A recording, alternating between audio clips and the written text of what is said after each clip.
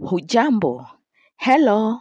Welcome back to another lesson of Kiswahili with me at Kiswahili with Nancy Grace. In today's lesson, we're going to be learning about how to ask for direction in Kiswahili. How to ask for direction in Kiswahili. Let's begin. 1. Mambo. Mambo. Hi. Hi.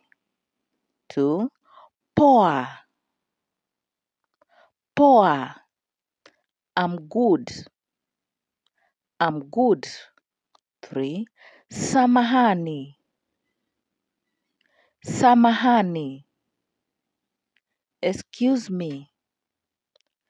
Excuse me. 4.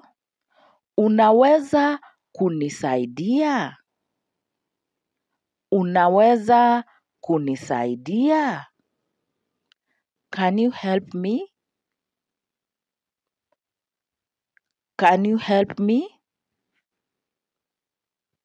5. Nikusaidie vipi? Nikusaidie vipi?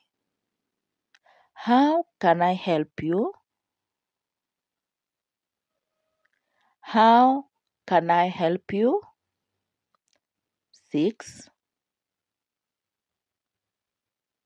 Nimepotea njia.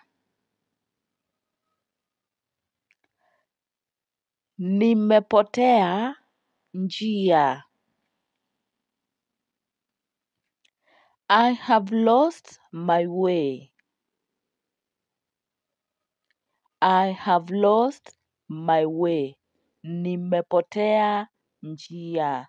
It becomes I have lost my way. Nimepotea njia.